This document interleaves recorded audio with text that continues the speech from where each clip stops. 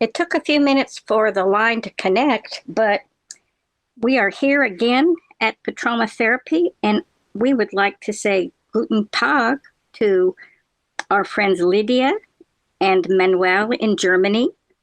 Hello to Karen in Wisconsin. She's a new subscriber, I think. Johnny John in Houston, Texas was my former student many moons ago. Now he's become a man. He's a philosopher gentleman and just a really great person. Also a shout out to Michael in Albuquerque and to Train Man Mark in around the Great Lakes. Was there anyone else you wanted to say hello to? I apologize. I would like to say selfish is all. Yes, I sometimes feel like a selfish sailfish. Do you like how it sounds? Selfish? Well, it just sounds like selfish made Celsius. In Celsius, yes. The Celsius reading today. The Celsius reading today in Dallas is going to be 46.111 or 115 degrees Fahrenheit. So I have decided to flip night and day. I will sleep during the late afternoon and early evening when it's hotter than blazes, and I will wake up in the middle of the night and do things like eat ice cream and do some wash and record episodes of Petroma Therapy. So we all do what we got to do. And the picture on our cover shot, it's black and white, shows two men seated at a cafe or a restaurant or a little pub. What did you think about that cover shot?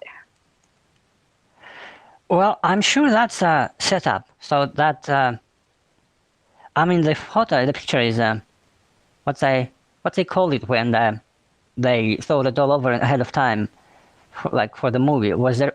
You mean like it was staged or it was photoshopped? Yes, exactly that. I mean, because if that was in real life, they wouldn't be able to drink that much beer in one seat. How much was it? I think I'm not sure how many that in pounds would be in ounces. Is that how you operate in ounces, right? Because in metric system we use liters. Gallons. You use gallons. No.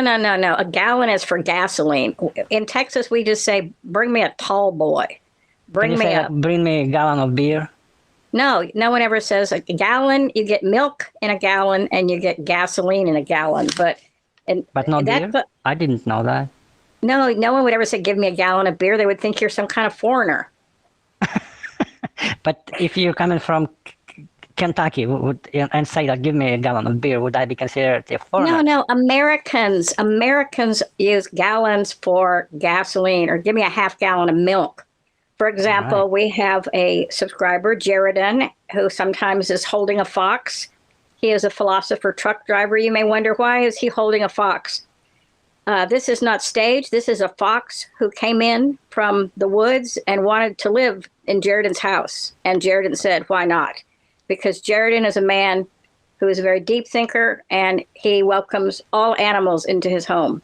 But he's from the United States, and also Mark Stevens is from the United States, and so is David Anton and Karen. All these people are Americans, and they would say, you might say, I'd like a pint of beer, or, let me have a large one, or, no, I want a flight of beers. A flight means little small beers to sample 5 in a row.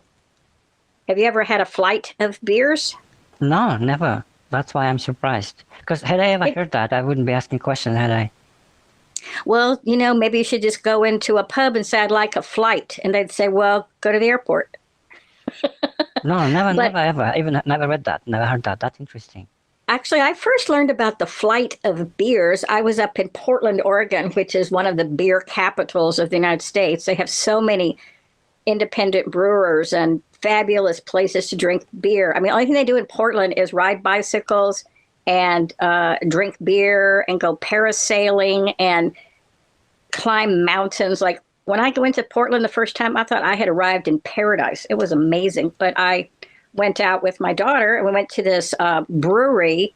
Well, actually, she was on her way to a wedding and she thought she'd drop me off for a couple hours someplace. And there was this beautiful brewery that overlooked a river, and it had like a restaurant in it, a place you could go shopping. So she knew that I wanted to buy some T-shirts to bring back to Texas. I would love to eat lunch. I like to putter around and take pictures. So she thought she'd just drop me off at this brewery. I think it was like Hood River or Full Sail was the name of it. So I wandered out into the patio and saw all these people sailing boats. I mean, Portland is paradise. And then later when she came back to pick me up, she decided she'd have a beer. And I just am used to ordering like a single beer. She goes, well, should we get a flight? I go, what do you mean? I consider myself a bit of a beer person. I go, what do you mean? She goes, well, let's just try. Which flight do you want? I go, I don't know. So that there was a menu for different flights. So if you wanted to have mainly dark beers, you could get like flight number 101. Or if you mainly wanted bitter or high hop beers, you could get flight 102. Or if you mainly wanted like blonde Brussels or lighter colored beers, you would get like flight 103. And I was just like astonished. I mean, I could live there. I mean, it was such a beautiful surrounding. But that's where I learned about the flight of beers. So it's How not much just does a it cost? sample. The flight of beers. Oh, 5, 10, 15, 5. Let's see, Five? maybe 5. No, 5, 10. Maybe like $12 for 5 $12. beers. $12, maybe $15. Not even anything. expensive. Don't you know the first law of physics? Anything that's fun costs at least $8. I knew Yeah, that. I guess. No, it was I knew great. that. Because, I was kind of hoping you would say 7, but now you said 15. yeah, it was great. It was really good. And also, I was going back to Texas, and they had all their winter gear. Like, I think it was called Full Sail Brewery. And they had all their winter stuff on sale because we were there in the summer. So that meant I could buy Christmas presents. And it was in these gigantic barrels, all these great shirts of Full Sail. David, your shirt came from a sail barrel. But, yeah. Did you like the episode we made the other day about mermaids? Did you have any mermaids. dreams about mermaids? 'Cause I had a did. nightmare. Maybe it's just me. I had a nightmare. I was, of course, I was sleeping when it was very hot outside, and I had the air conditioning on, and I had my, curtains in the back window all boarded up, like drawn closed, and I had somehow like tangled the blanket. I had like a quilt. I had somehow tangled the blanket between my legs, and I just woke up in a panic, feeling like, I'm serious, that there was like a mermaid or a fish or like some weird thing on my leg. It was when I woke up, I startled like, and I even heard myself go, and then I realized because we talked about mermaids and I had seen that weird picture of mermaids that there was a mermaid on my leg. It was horrifying. It was very horrifying. There was a mermaid on my leg. How about you?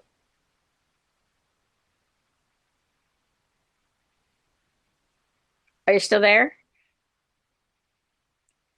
Well, perhaps he's getting another call. So we just keep talking. People come and people go. We wake up, we go to sleep. It's happy hour. Happy hour's over. Not happy hour. I think we're live. Are you back yet? Well, let's discuss the cover shot. The cover shot shows 2 men drinking at a bar. It's black and white. And on the right, we see a man with a mustache. He has no tie, and he has a pretty good head of hair. He's also wearing a watch, and he's wiping his brow and appears to be sweating. On the left, we see another man drinking. He's wearing a tie. He looks like he might be balding a little bit. And, so to me, this looks like some guys after work. And then I see that you're back, and I've been talking about the cover shot, describing the guy on the right, who's got a mustache, no tie. He's got a good head of hair. The guy on the left is drinking. He is wearing a tie. Looks like he's balding a little bit. And they seem to be kind of opposite sort of guys, but they've met up at this pub or this French bistro. And, they're having a drink. So I see some They're having fun. I think they're having fun. They are. They are. I wish I could have fun. You like are them. having fun. You are having fun. But I don't have any beers. And fun, me too. what they say, fun without beers is like no fun. Yeah, and also you're at work, so probably you shouldn't be having beer at work. You're supposed to be Maybe working. I should, because it's like corporate slavery. I don't know, when was it? I should put Invented. end to it somehow. You can put an end to it because if you're drinking on the job, you'll be fired. So you might want to think about that. Run that by. Yeah, but sometimes the things we do, they don't matter right now, and sometimes they matter later. So you have to care more about later sometimes, That's true. That's true. I did find out from you that after the mermaid episode yesterday that you either found or purchased a small bottle of vodka. It was a very pretty bottle of vodka. It seemed to be maybe like a 2 shots or something like that. Was that about the size of it? No, it's just large. I have a large wristwatch. That's why you thought the vodka was small. So it's like a huge wristwatch. Yeah. Well, Wouldn't that be did you- like? Do you remember that paintings where the apple is inside the room and it's huge, as huge as a room, and that gives me nightmares. Yes, that was the Magritte episode maybe a month or 2 ago back on Petroma Therapy. And, I think I have to say is that size matters. Moving right along on the It left. does. It does. No. Let's stay on it a little bit. Why would we want to move that fast? Because Tell me more that's about irrelevant. size and why it matters. Now you can't talk about size matters. You already told me we What? can't talk about it. Why? The censors are listening. They are evil. But then again, without evil, there could be no good. So it must be good to be evil sometimes. So let them listen. Let them listen. Let them subscribe. Let the censors subscribe. Those senseless censors. Selfish. Yes. Well, I noticed on the left side of the photo that's on our cover shot are some words, and one of the words is sandwiches. And I don't know, it seems like about 3 or 4 weeks ago we made an episode about sandwiches, and then I began to feel like I was having deja vu, like I was in a dream and it was a nightmare and you were in it. You were talking and we were talking about sandwiches. It was so weird when I saw the word sandwiches. Do you see the word sandwiches to the left? No, there is no word sandwiches to the left. Yes, there is. You just don't have the picture. You have to. Could we be in parallel universes? And in your universe, you have this word up top, but I don't. No, you've got it there. You're just not paying attention. There is no word to the left. Okay, I'm looking on at the it right left- now. Okay, you're not looking at it. You are looking, but you are not seeing. I want you just to slow down. There is a very blurred reflection on a tiny mirror of glass to the left. Very tiny, very blurred. And you're going to see at the bottom the word sandwiches. And then you're also going to see another word, choucroute. So I believe that the photograph is from France because there's some French words there, but sometimes people just use French words to kind of decorate places. But I know that in French, the word chou, C-H-O-U, is pronounced the same as English S-H-O-E. Chou means cabbage, like mon petit chou-fleur means my little cabbage, my little cabbage. So if you had a French girlfriend and you said mon petit chou-fleur, she would think you are like super amazing. So those of you who are our subscribers who are thinking of getting a French girlfriend, you might want to try that out. But chou actually means cabbage. And Kraut in German means kraut. So cabbage kraut is actually a kind of dish that is served in Alsace, France, where France is on the border with Germany, and it means sauerkraut. Are you with me now? Sauerkraut. Yeah, I know what that means. I just realized that there's a lot of painful times in life.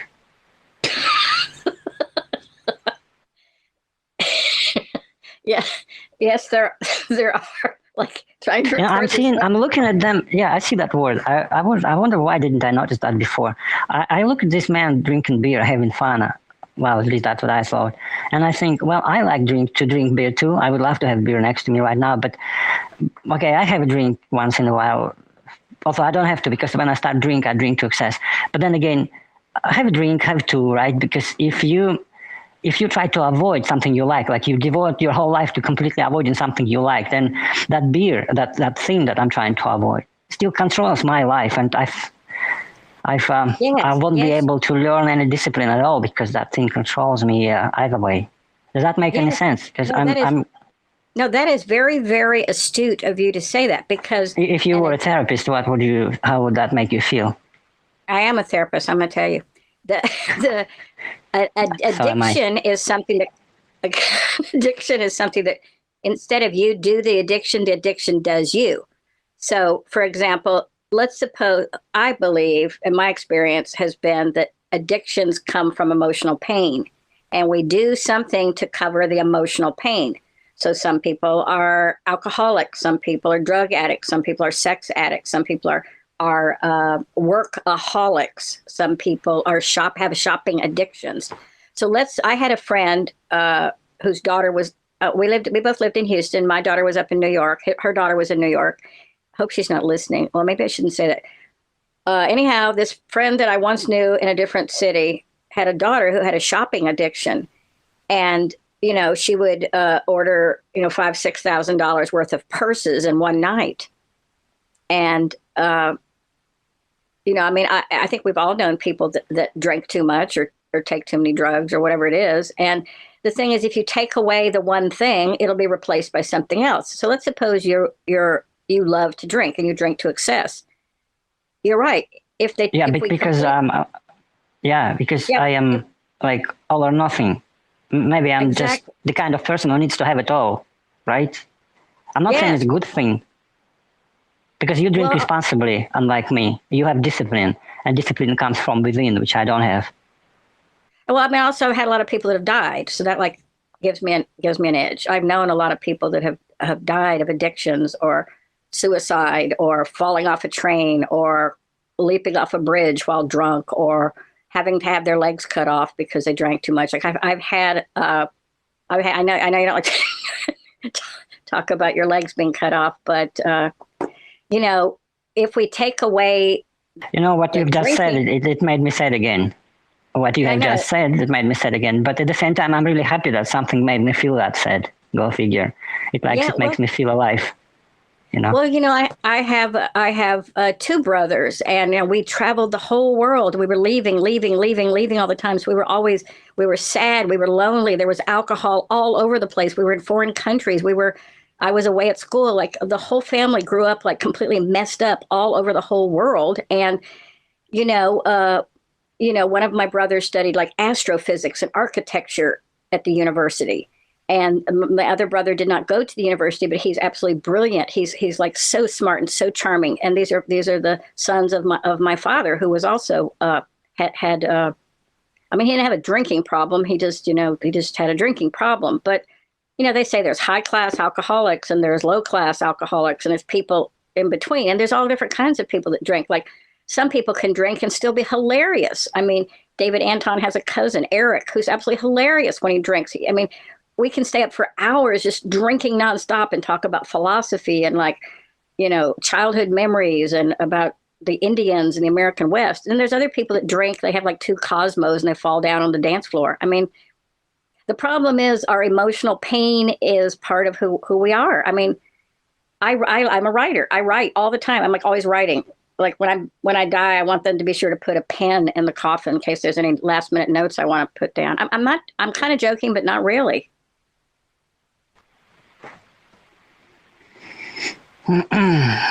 Yeah. The American way.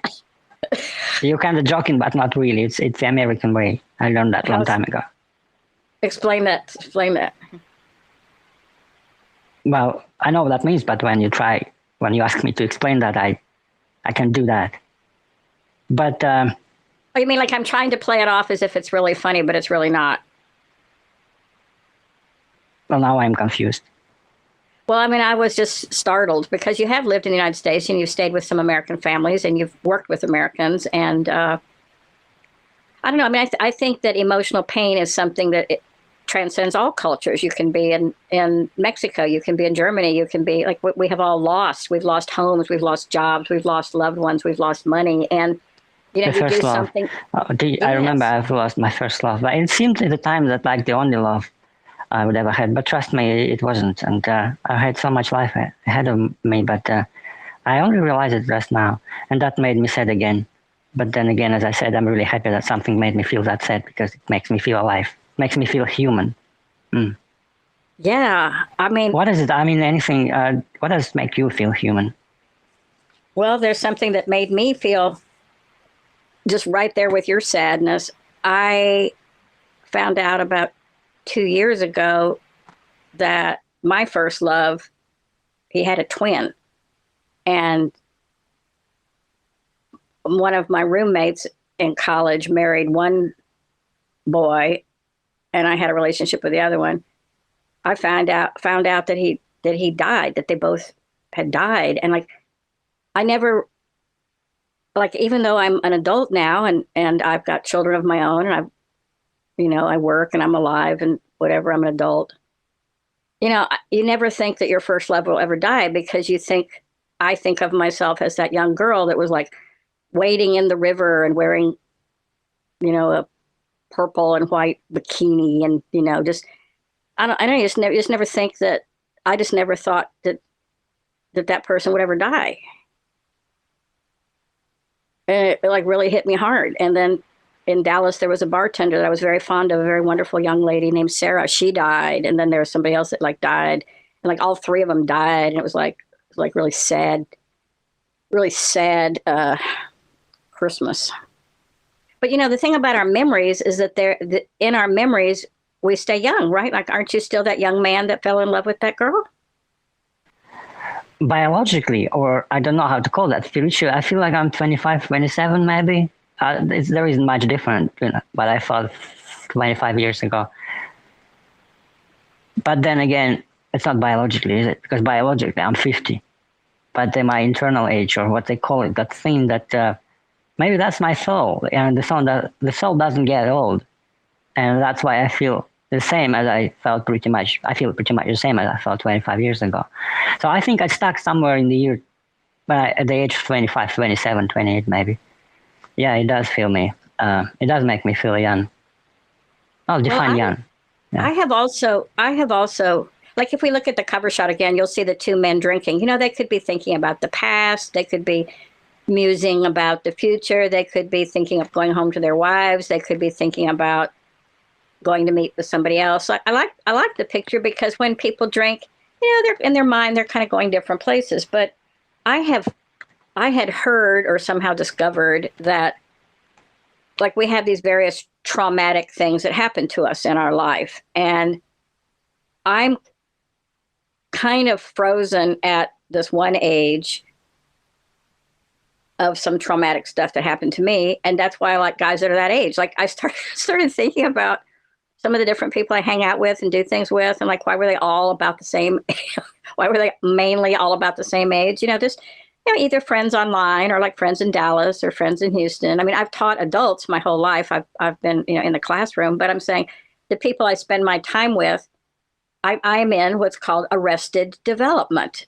Like, my body, is no longer the 23-year-old. It's no longer the 33-year-old or the 43-year-old. But I'm saying I'm kind of in arrested development about something that happened to me when I was about like 43, 44, 45. I think that we, by we, I mean you and me, we drink more than other people. We drink more than other people? Yeah. Is that what you said? Yes, that's exactly what I said. We drink more? Oh, hell no. No, you need to come to Dallas. There's professional drinkers here. No, I'm saying it's summertime. Okay, I drink for the aesthetics. Like, I have a beautiful glass. Why do people drink at all? You said you drink for aesthetics, but being recovering alcoholic, I mean me, I drink because it feels good and it's fun. But then again, I had a little bit too much yesterday, and it's not fun and it doesn't feel good.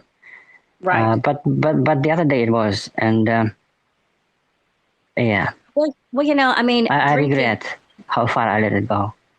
Well, as long as you didn't hurt yourself or anybody else, it's probably okay. I mean, you didn't hurt yourself. You didn't fall down. I did in a way. You fell down? No, but I hurt myself. Mm-hmm. By not keeping your promises to yourself? No, I don't keep any promises ever. Not to myself only, just to anyone. Loosening up. Yeah, loosening up, I think, is the only reason I drink.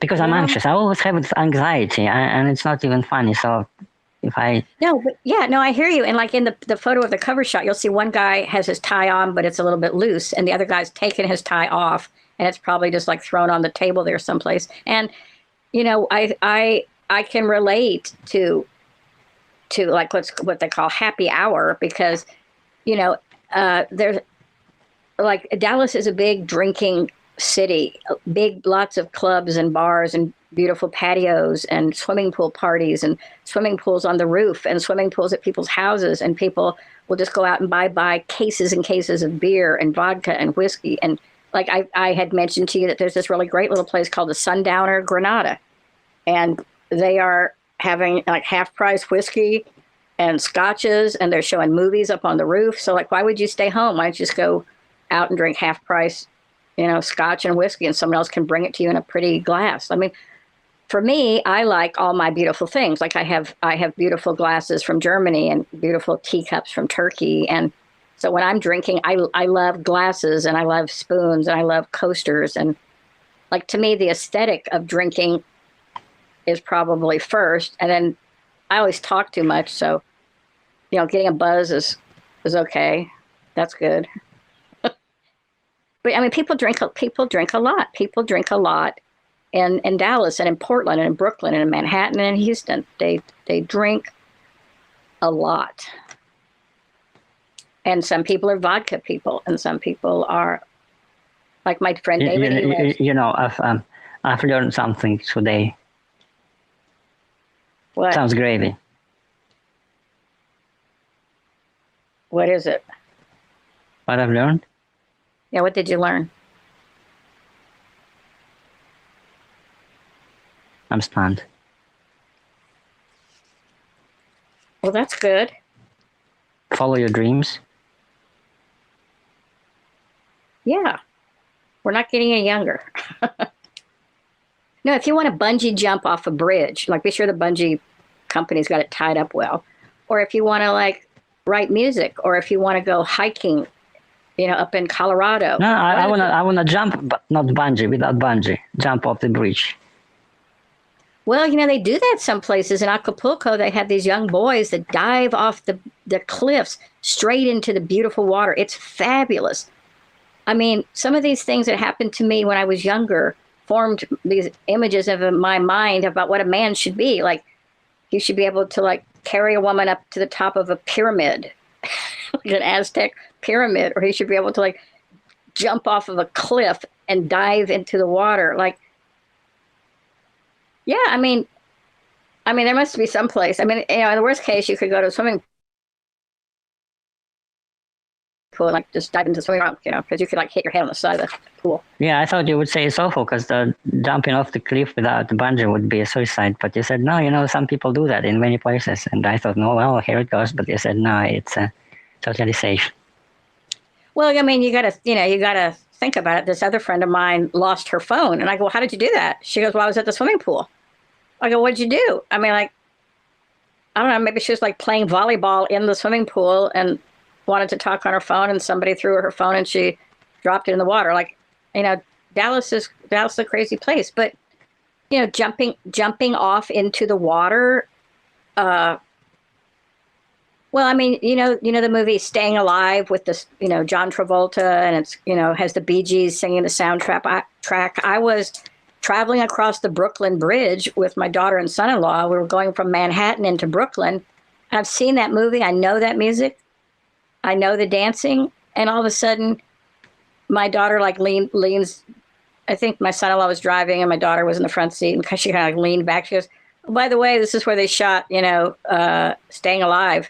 Then suddenly I realized I was on the bridge where the guy jumps to his death off that bridge. And a lot of people, and in Dallas, they do that a lot, like these big overpasses. A lot of people that want to kill themselves, they'll get up on a bridge and just jump onto like an 18-wheeler. I mean, I don't mean to be grim, but, you are not alone. Did you know that John Travolta is into Scientology? I don't have a problem with it, just making a note. Yeah, I also saw some weird thing that he has recently come out as gay. So you never can tell if it's real or if it's some kind of hype or whatever. But yeah, he's still a pretty good dancer. I don't know. I mean, I know that both of my brothers used to dive. Like when we were growing up, I remember this one swimming pool and they had a high dive, and then they had a short dive, and then a low board, and then they had a slide.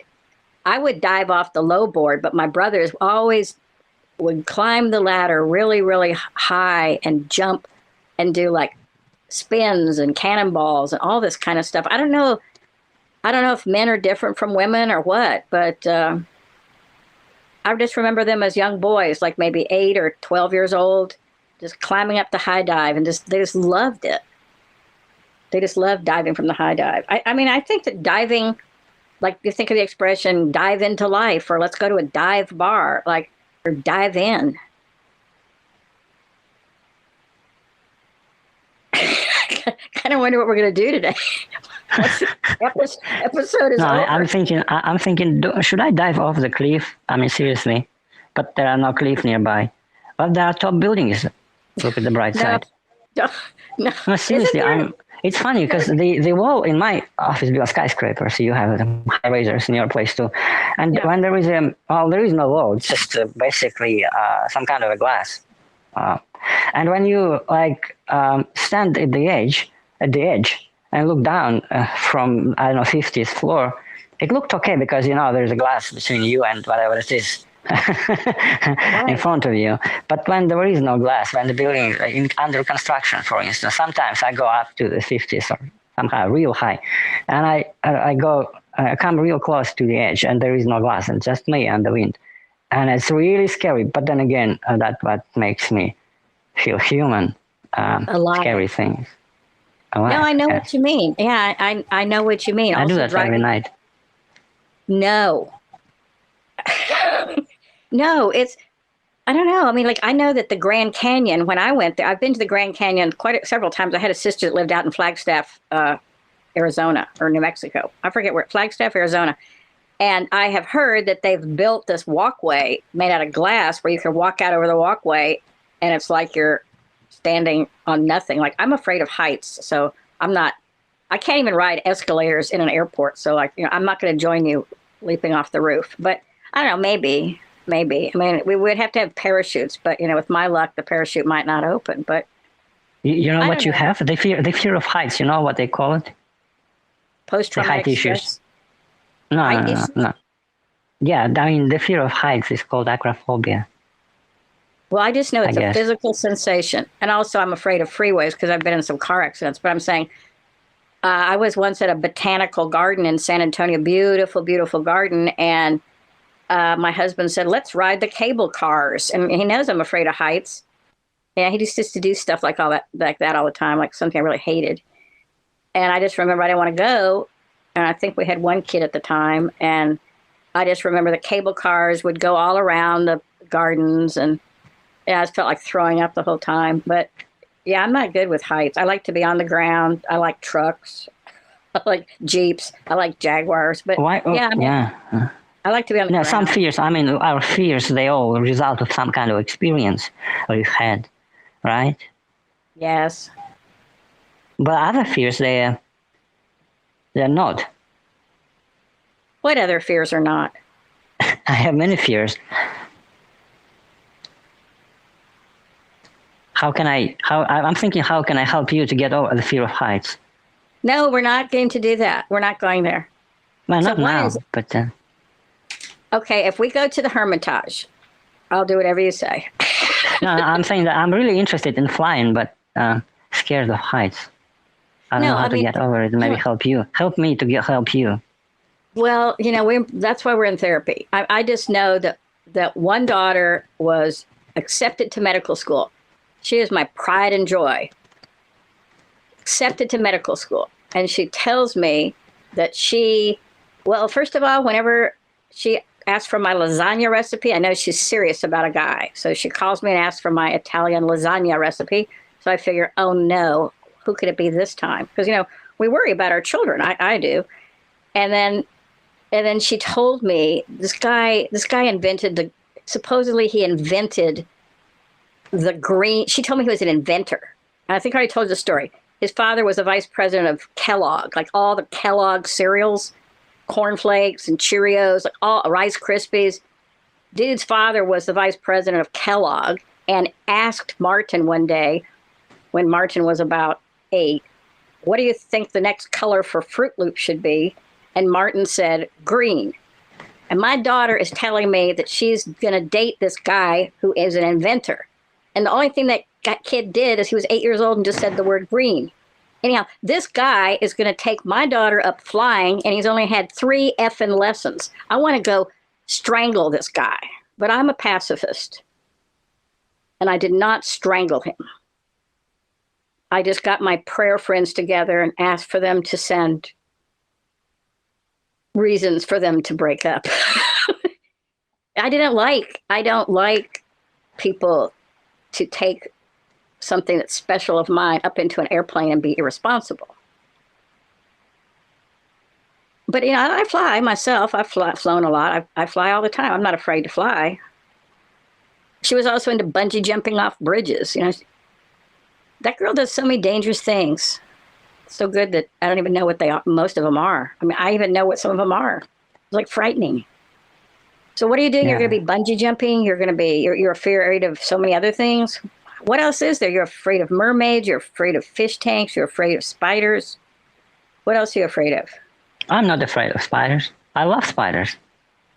That wasn't me. You confused me with one of your friends, perhaps. But I'm thinking right now, of that sentence, which really freaks me out. Help me to help you. That's what like FBI investigators tell you before they put you in jail. Well, to me, it sounds like some kind of bullshit a guy would tell me at a bar. That's About like that in no way, but yeah, it is. It's like what they say right before they want you to go get in their truck with them. some creeps.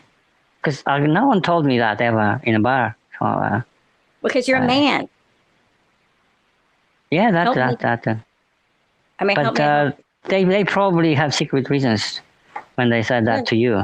It wasn't secret. It wasn't secret at wasn't? all. Because I knew what they wanted. No, I don't know. Help me to help you. Like, that's a bunch of verbal nonsense. I'm just saying that if you told me, help me to help you, I would say, I got to go. Like, I feel worthless. So if I feel worthless, do you think I could like help other people so they don't feel the same way about themselves? Yes, Would that make me feel better about myself? that would make you a very, very good therapist, because one of the things that I had read when I was sort of studying maybe to be a therapist is it's called the wounded healer. Wounded means you've suffered some sadness or trauma, and you're now going to help other people because you've been there. And, you know, in the organization Alcoholics Anonymous, you have a sponsor who's been through it all. Or, you know, some of the, sex addictions therapists have gone through that. Or some of the recovering shopaholics or whatever, or like pornography addiction. Like I've seen workshops where, you know, you can go and sit and discuss your addiction to pornography, you know, and the idea of a wounded healer means somebody who acknowledges that they've been there, and now they're going to have a group, or they're going to have a discussion, or they're going to have something. I think that you would be a very good therapist. Yeah, I just want people to like me so that I don't have to take care of myself. Oh, that would make a good therapist, and they just pay you. Just pay Also, you. I secretly like being a nice person, but don't tell anyone. I know that. I know that about you. My secret is so safe with you, I'm sure. Yes, it is safe with me, with Michael, with Mark. It's safe with Lydia. It's safe with Austin. It's safe with David Anton. And everyone we helped today will eventually be our slaves in the underworld. No, we are not going to the underworld. No, we are not going to end the episode there. Well, No? Do you know that movie, The City of Angels? No, I've seen the Sin City. Yeah, I love that. Yeah. Sin City as a. Who's in it? It's not a movie. It's more of Bruce Willis in it. Yes. It's not a movie. It's kind of cartoon, half cartoon. I don't know how to do that. It's half of a movie and half of a cartoon. You didn't see that? No, it's some animated, partially Oh, animated. yeah, sometimes, but there's Bruce Willis in it, and he's not animated. He's himself. He's himself. Also, there are many other people. Just that the one I'm not good at names. I don't even remember what your name is or mine. So I just Because we have so many different names. I'm Sahara Willow. I'm Texas Wisdom. You are Mermaid Sapphire. You are Aquila Viking. yeah, it's so confusing. I mean, numbers are much better than names, right? But what number What are would you? What number would you pick? Oh, 15, or 7. Um, I would suggest get those lotto numbers, something that has a 5 or a 15 or a 7. Do you like to gamble? Well, that's an addiction, you know. Do you like to gamble?